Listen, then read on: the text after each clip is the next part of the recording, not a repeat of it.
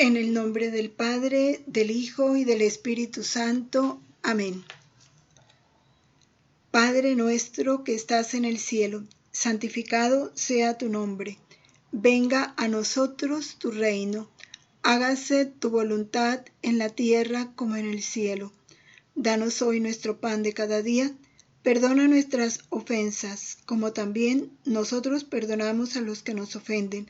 No nos dejes caer en la tentación y líbranos del mal. Amén. En el nombre del Padre, del Hijo y del Espíritu Santo. Amén. Tomamos entonces el numeral 65 hasta el numeral 100. Incluye pues el resumen de esta tercera parte que nos habla de Cristo como plenitud de toda la revelación. El numeral 65 es bien importante. Bueno, todos, ¿no? Pero este es como el corazón, donde el catecismo nos dice cómo Dios ha dicho todo en su verbo, que es Cristo. Lo ha dicho todo. Así nos dice el numeral, de una manera fragmentaria y de muchos modos Dios habló a su pueblo, a nuestros padres, lo hizo por medio de los profetas, pero en estos últimos tiempos nos ha hablado por su Hijo. Tomado de Hebreos capítulo 1 versículos del 1 al 2. Cristo, el Hijo de Dios hecho hombre, es la palabra única, perfecta e insuperable del Padre. En Él lo dice todo. No habrá otra palabra más que esta. Esto es fundamental. Cristo, única, perfecta e insuperable palabra del Padre. San Juan de la Cruz, haciendo referencia a esta cita de la carta a los Hebreos, nos dice, y con esto nos da una claridad inmensa, y que vale la pena que la tengamos muy presente, porque nos marca comportamientos muy claros en estos tiempos donde hay tantos mensajes y tantas revelaciones y tantos profetas. Dice así San Juan de la Cruz, porque en darnos como nos dio a su Hijo, que es una palabra suya que no tiene otra, todo nos lo habló junto y de una vez en esta sola palabra. Porque lo que hablaba antes en partes a los profetas, ya lo ha hablado todo en Él, es decir, en Cristo, dándonos al todo que es su Hijo. Cristo es el todo del Padre. Pero esta última parte es bien interesante que la grabemos en nuestro corazón. Por lo cual, el que ahora quisiese preguntar a Dios o querer alguna visión y revelación, no solo haría una necedad, sino haría agravio a Dios. Ofendería a Dios, no poniendo los ojos totalmente en Cristo sin querer otra alguna cosa o novedad. Como si dudáramos de lo que nos dice a través de Cristo, por eso le ofenderíamos, porque en Cristo el Padre nos lo dijo todo. Por eso no habrá otra revelación.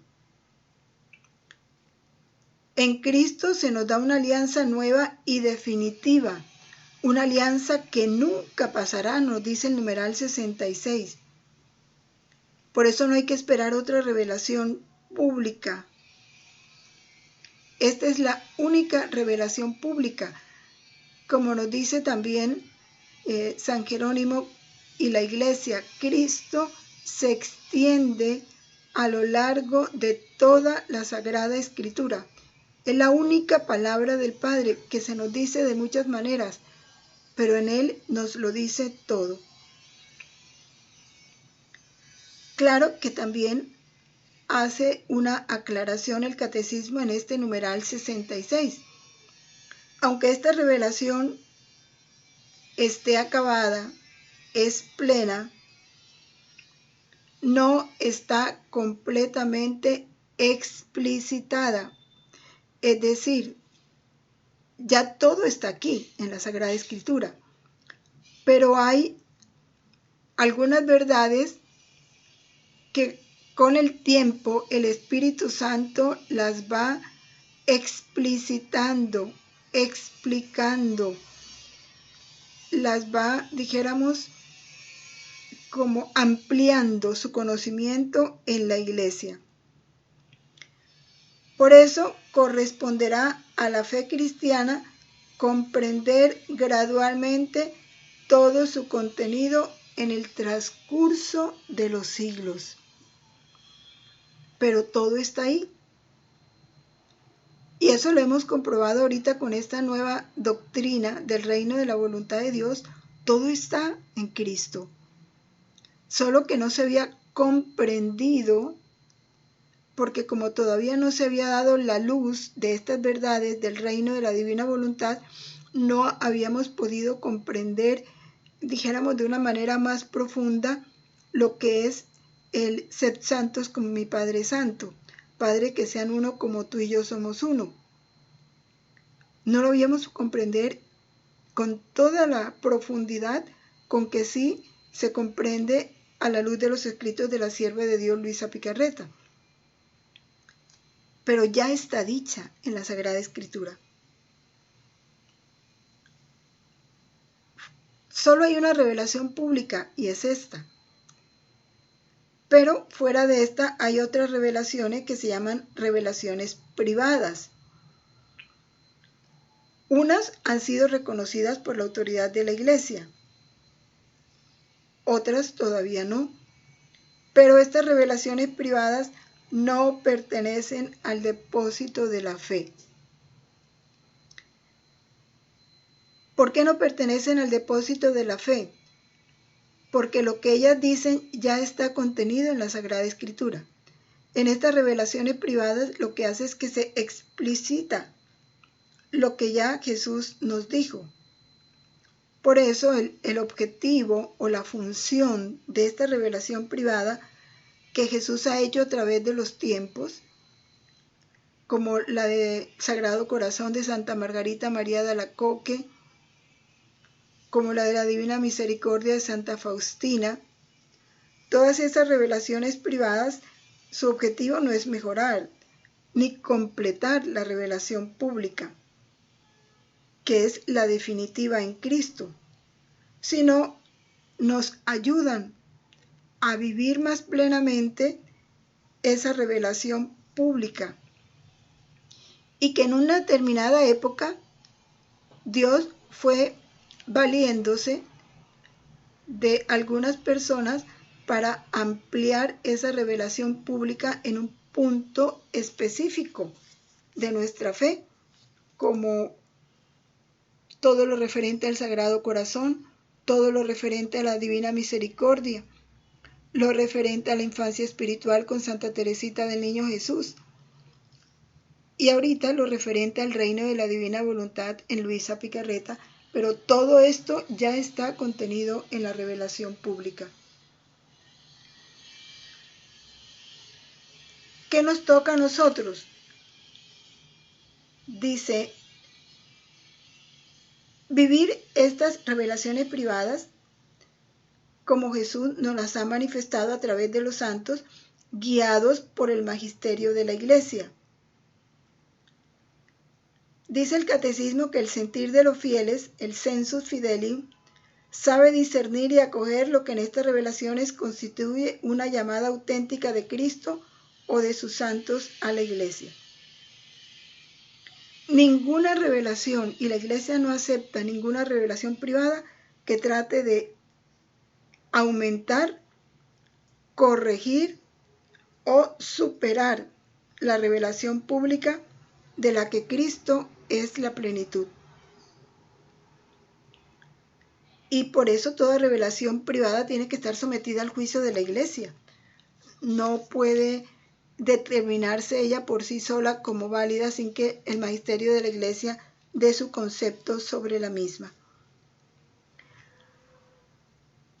Vamos al numeral 74. Bueno, pero antes me parece importante leer un aspecto de los escritos de la sierva de Dios Luisa Picarreta, donde precisamente Jesús nos corrobora cómo esta revelación de las verdades del reino ya están contenidas en la Sagrada Escritura y de ninguna manera la contradicen. Mire lo que nos dice Jesús en el volumen 23 del 18 de enero de 1928. Ahora, lo que yo manifiesto sobre mi voluntad divina y que tú escribes, le dice a Luisa, se puede llamar el Evangelio del Reino de la Voluntad Divina. Nada se opone ni a las Sagradas Escrituras ni al Evangelio que yo anuncié estando sobre la tierra. Es más, se puede llamar el sostén del uno y del otro. Aquí lo está diciendo bien. Por eso es tan importante no detenernos en el estudio exclusivo de los volúmenes. No, hay que estudiarlos y es necesario estudiarlos y conocerlos porque sin ese conocimiento no podemos vivir en el reino. Pero a la par hay que estudiar la Sagrada Escritura, porque desconocer las Escrituras es desconocer a Cristo, dice San Jerónimo. Y el estudio del catecismo es fundamental, porque en él está expresada cada verdad a la luz de la Sagrada Escritura, del magisterio de la Iglesia y de la tradición. Por eso el Papa Benedicto XVI nos dice: estudiad el catecismo, es mi deseo más ardiente. Pasamos ahora entonces al artículo 2, la transmisión de la revelación divina. Esta revelación divina, de la cual Cristo es la plenitud, se nos transmite a través de 3 medios: la Sagrada Escritura, la tradición de la Iglesia y el magisterio de la Iglesia. Son las 3 fuentes en las que nosotros tenemos que apoyarnos. Vamos a estudiar el magisterio y la tradición y las Sagradas Escrituras. Ya más ampliamente le dedicaremos otro taller de catecismo. Partimos entonces del numeral 74 para los que están siguiendo el catecismo. No podemos olvidar lo que nos dice 1 Timoteo 2:4.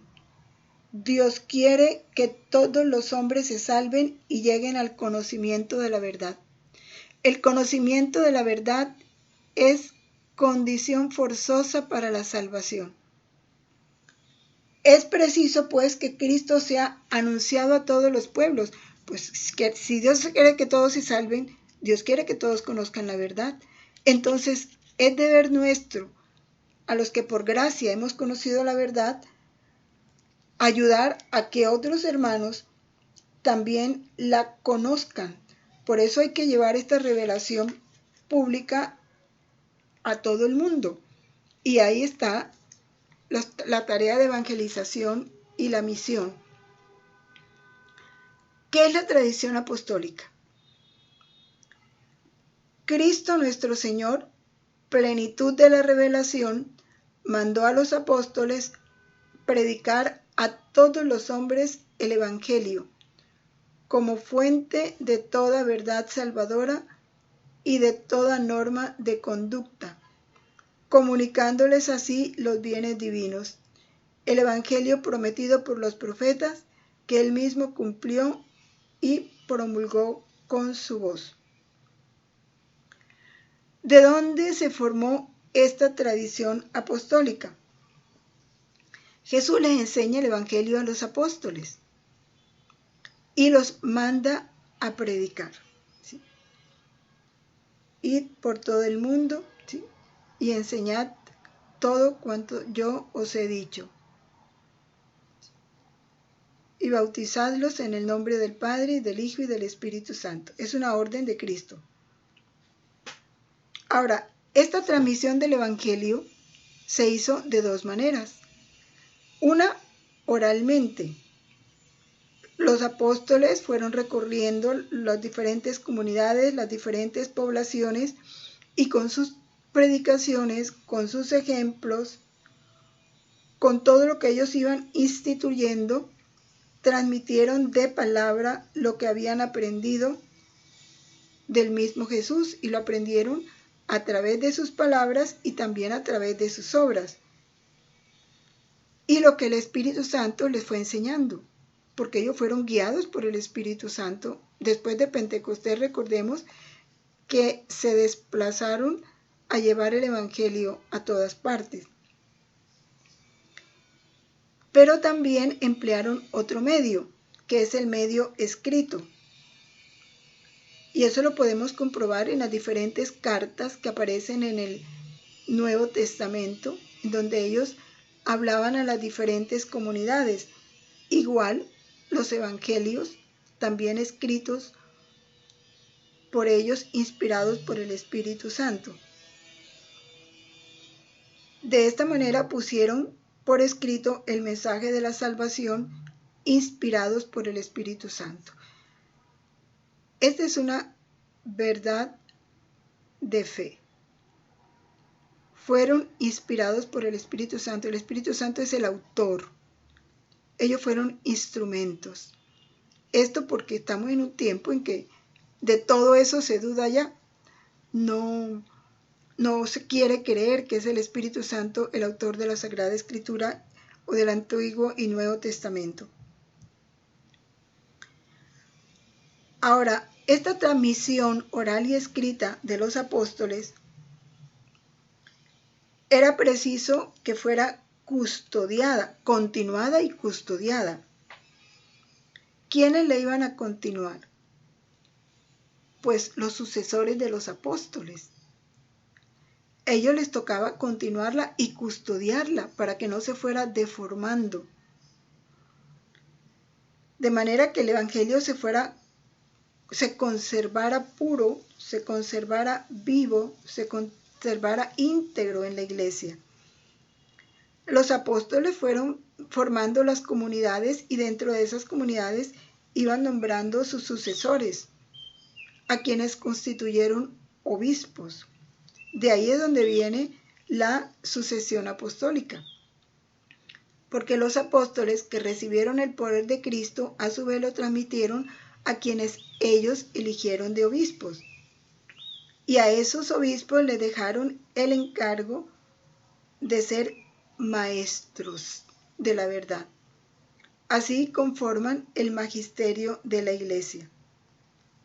Por eso la predicación apostólica, que se expresa de un modo especial en los libros sagrados, se ha de conservar por transmisión continua hasta el fin de los tiempos. Ahora, esta transmisión viva, llevada a cabo en el Espíritu Santo, nos dice el numeral 78, es llamada la tradición, en cuanto distinta de la Sagrada Escritura, aunque estrechamente ligada a ella. Por ello, la Iglesia, con su enseñanza, su vida, su culto, conserva y transmite a todas las edades lo que es y lo que cree. Las palabras de los santos padres atestiguan la presencia viva de esta tradición, cuyas riquezas van pasando a la práctica y a la vida de la Iglesia que cree y ora. Entonces la tradición tiene una parte oral y una parte escrita. Vamos a leer el numeral 1124 que nos ayuda en esto. Dice así: La fe de la Iglesia es anterior a la fe del fiel, el cual es invitado a adherirse a ella, ¿sí? ¿Qué pasa cuando nos bautizan? Nos adhieren a la Iglesia, pero ya la Iglesia tiene el depósito de la fe. Luego, la fe que recibimos ya está en la Iglesia. Cuando la Iglesia celebra los sacramentos, confiesa la fe recibida de los apóstoles. De ahí el antiguo adagio: la ley de la oración es la ley de la fe. La Iglesia cree como ora. La liturgia es un elemento constitutivo de la tradición santa y viva. La liturgia inició desde Cristo, la liturgia con la que contamos ahora, y forma parte de esa tradición de la Iglesia que se conserva y se respeta, se cuida, se protege.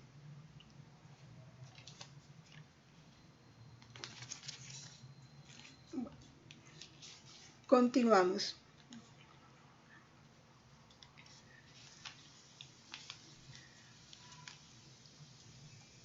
Estábamos en el numeral 78, ¿verdad? Vamos al numeral 79.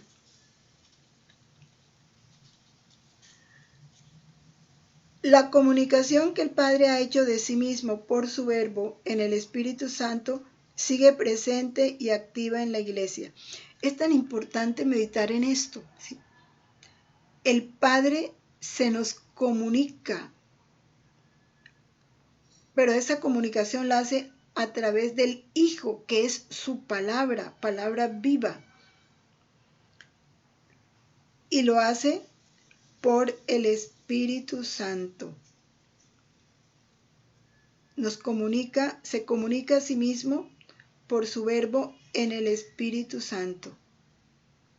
Es ese Espíritu Santo el que hace viva esa palabra en nosotros.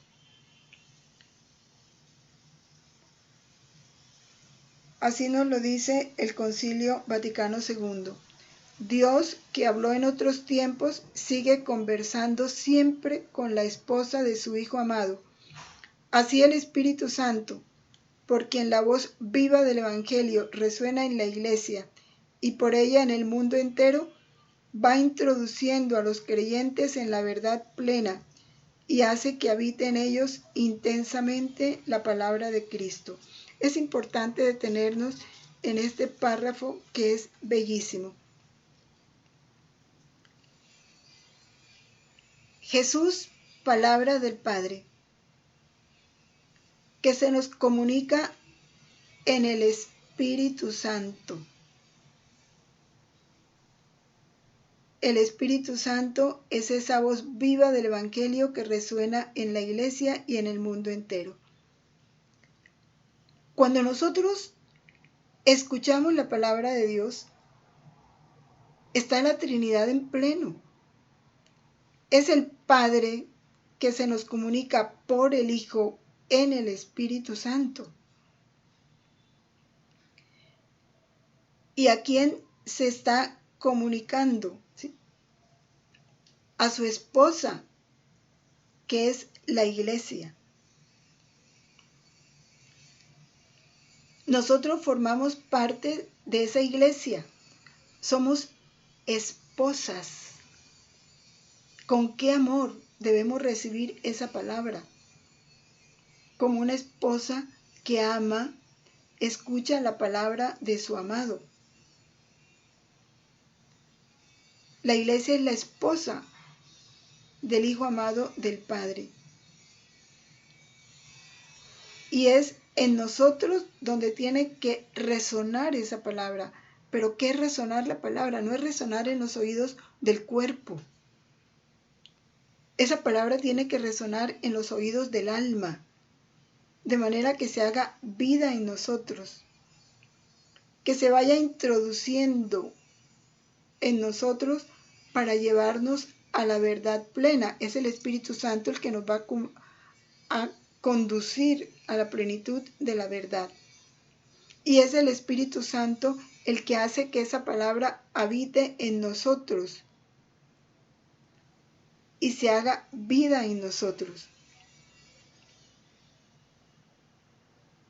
Pero nos toca la disposición de acoger esa palabra. Y de eso es lo que nos habla la parábola del sembrador. Y de eso se queja Jesús cuando presenta los diversos terrenos en donde esa palabra es sofocada y no da el fruto que el Padre espera. Es importante que entendamos esta parte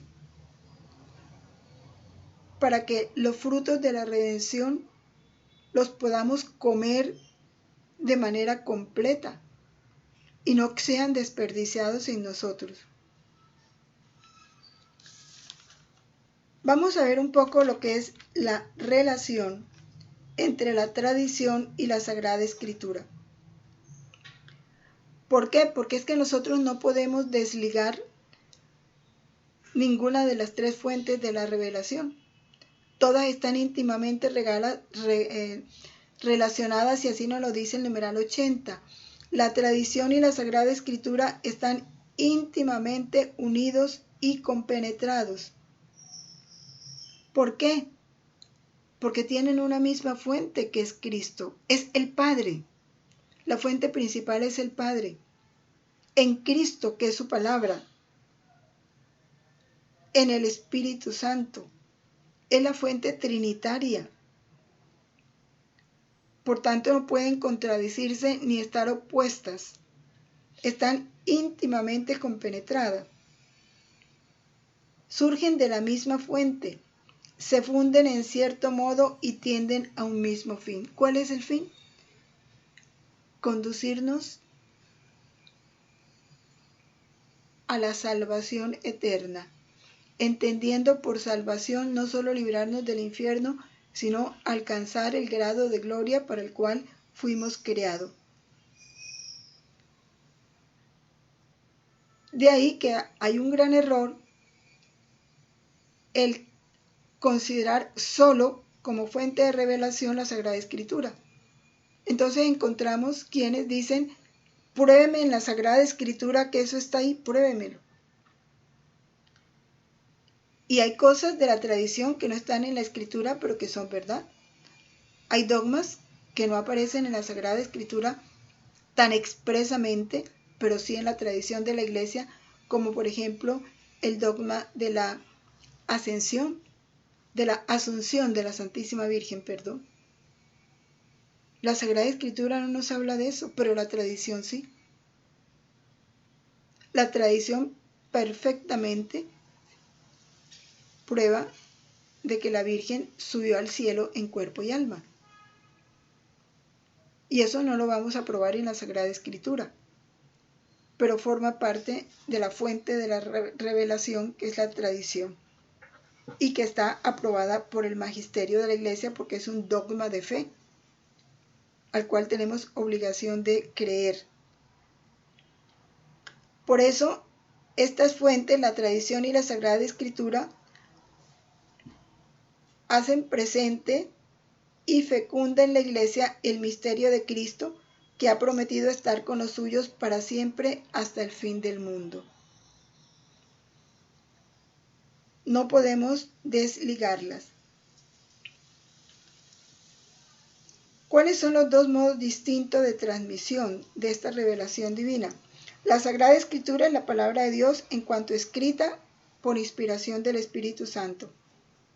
La tradición también recibe la palabra de Dios, encomendada por Cristo y el Espíritu Santo a los apóstoles, quienes la transmitieron íntegra a sus sucesores, para que también ellos, iluminados por el Espíritu de la verdad, la conserven, la expongan, la difundan y la defiendan fielmente en su predicación. Entonces, igual es palabra de Dios la Sagrada Escritura, como igual es palabra de Dios la tradición. De esto, por supuesto, ¿sí?, podemos afirmar lo que ya dijimos, que tanto la tradición como la revelación en la Sagrada Escritura, han sido encomendadas a la Iglesia. Y la Iglesia nos saca exclusivamente de la Sagrada Escritura la certeza de todo lo revelado. También lo ha sacado de la tradición. Por eso, de la misma manera se han de recibir y respetar con el mismo espíritu y devoción lo que nos dice la Sagrada Escritura y lo que nos enseña la Iglesia tomado de la tradición apostólica. Ahora, esta tradición apostólica es lo que ha ido formando las tradiciones eclesiales. De esto nos habla el numeral 83 y vamos a entenderlo muy bien. Vamos a leerlo textualmente para tener una claridad de esto, porque sobre esto pues se han presentado a veces muchas confusiones. Dice, la tradición de que hablamos aquí es la que viene de los apóstoles. Transmite lo que ellos recibieron de las enseñanzas y del ejemplo de Jesús y que lo aprendieron por el Espíritu Santo. Es que los apóstoles, cuando empezaron su predicación, ellos no tenían un Nuevo Testamento escrito. Ellos sencillamente iban transmitiendo con su palabra o con sus escritos a sus sucesores las verdades recibidas, pero no había Nuevo Testamento, eso se formó mucho después. Por eso hay que distinguir las tradiciones teológicas, disciplinarias, litúrgicas o devocionales nacidas en el transcurso del tiempo en las iglesias locales. Esas tradiciones o devociones, bien sea disciplinarias o litúrgicas, son formas particulares en las que la gran tradición recibe expresiones adaptadas a los diversos lugares. Sí, en cada iglesia se fueron conformando unas tradiciones particulares y que la iglesia con el tiempo ha ido modificando porque de ninguna manera afectan a la tradición esencial. Por eso dice aquí el numeral 83, solo a la luz de la gran tradición, aquellas, o sea, las tradiciones teológicas, disciplinarias, devocionales, litúrgicas, pueden ser mantenidas, modificadas o también abandonadas bajo la guía del magisterio de la iglesia. Son modificadas porque son accidentales, no forman parte de la tradición esencial.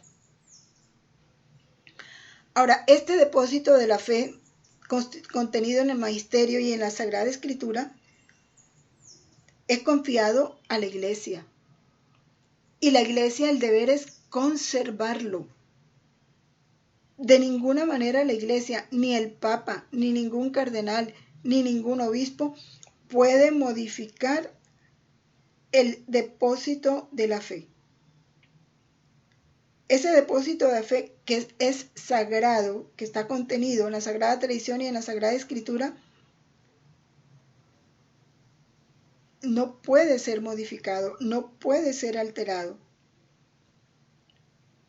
Y esto lo digo por todo lo que se está presentando ahora en la iglesia, que quieren que se modifique el catecismo, que se modifique el sexto mandamiento, que se modifique el sacramento del matrimonio para poderle dar cabida a los casados separados vueltos a casar.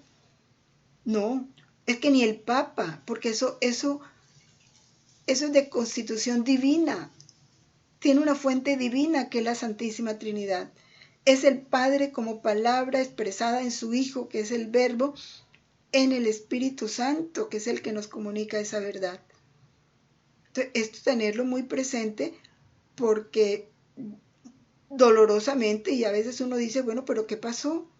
Se olvidó la verdad de la iglesia, que quieren que el Papa modifique lo inmodificable. Y esto lo dice el numeral 85 y 86. ¿Cuál es el verdadero papel del magisterio de la iglesia? ¿Qué se llama magisterio? El magisterio de la iglesia está conformado por los obispos con el Papa, obispos y cardenales con el Papa a la cabeza. Ese es el magisterio de la Iglesia. Entonces, ¿qué les toca a ellos? Interpretar auténticamente la palabra de Dios oral o escrita, porque a ellos les ha sido confiada esa palabra. Y ellos deben ejercer ese magisterio en nombre de Jesucristo. Ya decíamos, el magisterio está conformado por los obispos en comunión con el sucesor de Pedro, que es el obispo de Roma. Y el numeral 86, clarísimo. El magisterio no está por encima de la palabra de Dios. Está a su servicio. El magisterio lo único que debe es enseñar solamente lo transmitido por mandato divino con la asistencia del Espíritu Santo. ¿Qué le toca al magisterio? Escuchar devotamente esas verdades, custodiarlas celosamente y explicarlas fielmente. Y de allí sacar todo lo que va a comunicar a los fieles, todo lo que se propone enseñar, todo lo que nosotros debemos conocer y creer, no cambiarlo. Por eso quien propone cambiar desconoce la verdad de la Iglesia, y desconocer la verdad de la Iglesia es desconocer a Cristo. Por eso dice Jesús en Lucas 10:16, el que a vosotros escucha, a mí me escucha. Es que lo que ellos hacen es comunicar lo de Jesús. ¿Qué nos toca a nosotros? Recibir con docilidad esas enseñanzas, esas directrices de los pastores. Ahora en este tiempo de tanta confusión, ¿qué necesidad hay urgente de conocer el catecismo? De conocer estas verdades, porque en el catecismo está estas verdades fielmente custodiadas, expresadas, organizadas, para que nadie nos meta en confusión ni nos meta en el error. Ahora, los dogmas de la fe. ¿Qué es un dogma de fe? Es una verdad que el magisterio de la Iglesia declara como verdad y que nosotros tenemos obligación de creer. Así lo define, son luces, el numeral 89, son luces en el camino de nuestra fe, lo iluminan y lo hacen seguro. ¿Quién define los dogmas? El magisterio de la Iglesia, con la autoridad que Cristo le da, define esos dogmas. Es decir, propone de una forma que obliga al pueblo cristiano a una adhesión irrevocable de fe. Cuando propone verdades contenidas en la revelación divina o verdades que tienen con estas un vínculo necesario. Cuando la Iglesia define un dogma, tenemos la obligación de adherirnos irrevocablemente a esa verdad. Si nuestra vida es recta, si nuestra inteligencia y nuestro corazón están abiertos para acoger la luz de los dogmas de la fe, es porque tenemos una vida espiritual plena. De lo contrario, si empezamos a oponernos, si nuestra inteligencia empieza a dudar y nuestro corazón a rechazar o apartarse de esos dogmas, es porque nuestra vida espiritual está en decadencia y nuestra fe se está esfumando.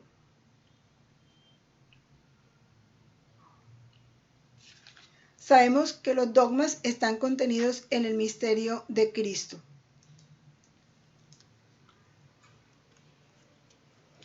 Todos los fieles tenemos parte en la comprensión y en la transmisión de la verdad revelada. Es el Espíritu Santo el que a través de nuestros pastores nos instruye, nos conduce hacia esa verdad completa. Y algunos de esos dogmas han sido confirmados por la totalidad de los fieles. Por ejemplo, el dogma de la Inmaculada Concepción. Cuando la Iglesia lo define, ya todo el pueblo creía en la Inmaculada Concepción. porque como dice el numeral 92, la totalidad de los fieles no puede equivocarse en la fe. Por eso, en el sentido sobrenatural de la fe de todo el pueblo, cuando desde los obispos hasta el último de los laicos cristianos muestran estar totalmente de acuerdo en cuestiones de fe y de moral, la Iglesia lo toma como verdad. Por eso cuando se proclamó el dogma de la Inmaculada Concepción, la alegría de la Iglesia fue enorme, porque ya estaba esperando que la Iglesia lo definiera, porque ya en el corazón todos lo creían.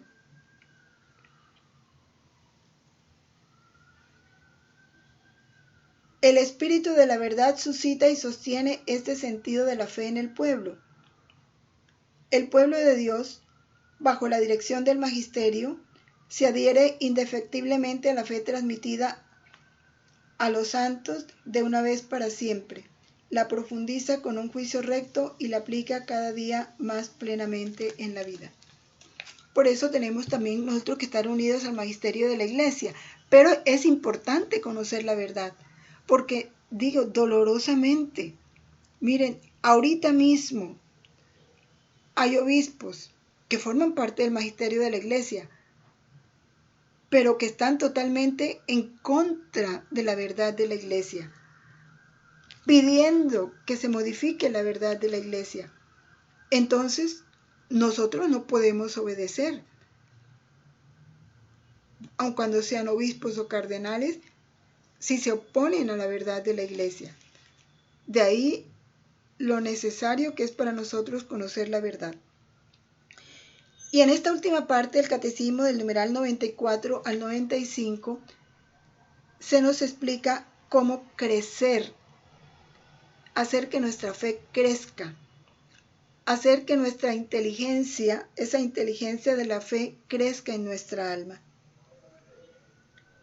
¿Quién produce ese crecimiento? Pues el Espíritu Santo, ¿sí? Que es el que nos va comunicando hacia la verdad completa. ¿Por qué medios? Primero, ¿cuándo vamos a crecer en la fe?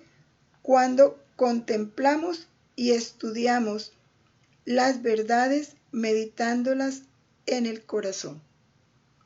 Hay que conocerlas intelectualmente, sí, pero hay que meditarlas, profundizarlas con el corazón. Es en particular la investigación teológica la que debe profundizar en el conocimiento de la verdad revelada. Y cuando se habla de esta teología, la investigación teológica hay que tener cuidado. Hay teólogos muy buenos, pero en este momento hay teólogos muy errados. Y con mucho dolor, pero en cuántos estudios bíblicos se pierde tanto tiempo en discusiones que nada tienen que ver, porque ahorita se duda mucho de la omnipotencia de Dios. Entonces, que es imposible que Dios haya hecho la multiplicación de los panes. Entonces, lo que hay que hacer es que cada uno llevaba en su mochila pan y pescado, y entonces Jesús los reunió y todos repartieron. Están negando un milagro de Dios, la acción de Dios. ¿Por qué nos cuesta creer que Dios es omnipotente? Todo eso hiere la fe. Igual que ellos no, el Mar Rojo no se dividió. Y así, todos los prodigios de la omnipotencia divina manifestada en Cristo se empiezan a negar dolorosamente, pero si nosotros creemos en la verdad, pues no hay que atender a eso. Por eso crecemos en la fe cuando contemplamos y estudiamos esas verdades meditándolas en el corazón, apoyado por una investigación teológica verdadera, no falsa. ¿Cuándo más crecemos en la fe? Cuando comprendemos internamente los misterios que vivimos. Todos sabemos que todos los misterios de Cristo se van a reproducir en nuestra vida.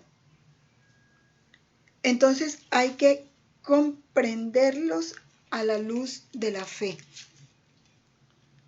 Hoy que hay tanto desplazado, estamos compartiendo y participando de lo que vivió Jesús y la Virgen María en la huida a Egipto. Ellos salieron de Nazaret para Belén con el propósito de volver a Belén. Allá quedaron todas sus cosas.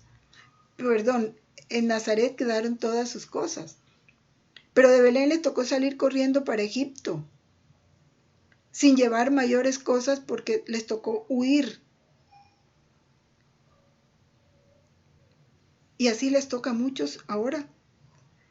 Entonces, si a la luz de la fe contemplamos esos misterios como participación de la vida de Cristo, nuestra fe crece, se robustece, nuestra vida espiritual se va alimentando cada vez más. Entonces la comprensión de las palabras divinas se hará cada vez más amplia en nosotros.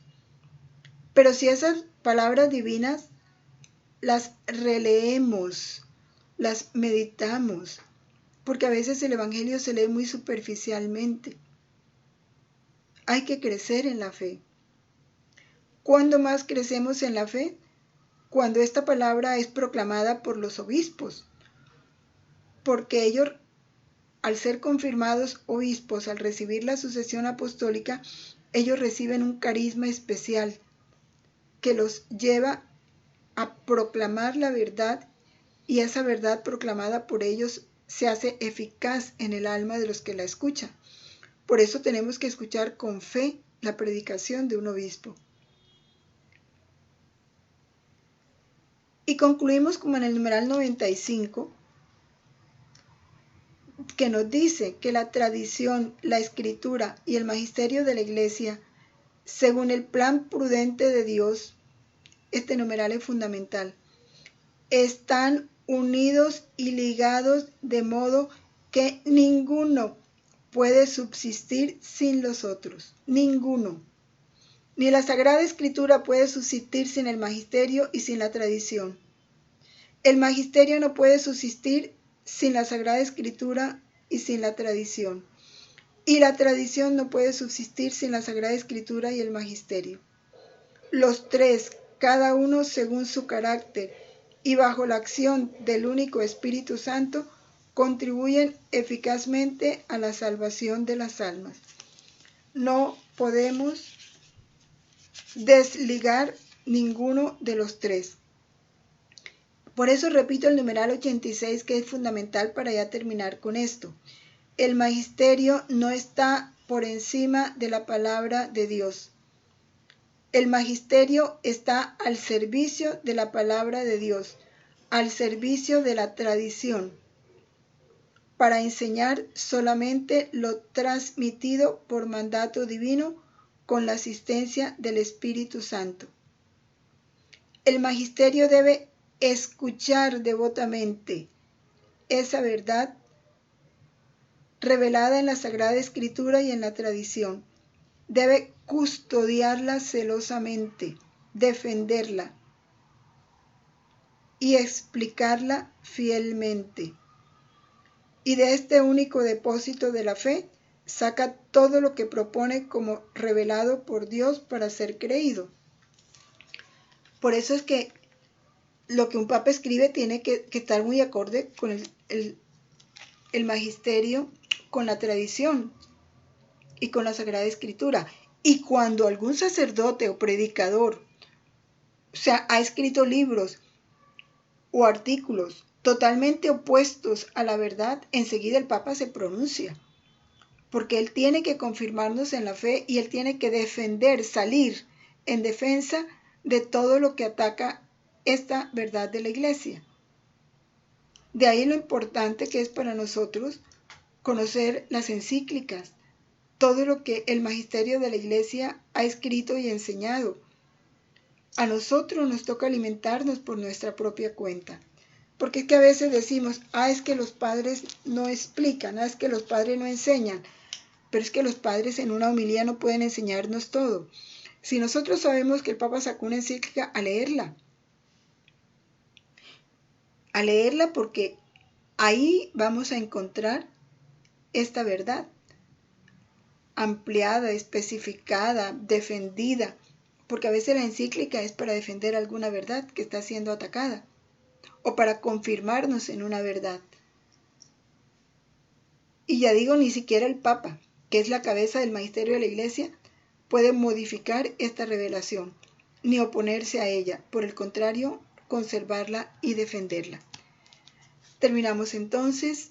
Gloria al Padre, al Hijo y al Espíritu Santo, como era en el principio, ahora y siempre, por los siglos de los siglos. Amén.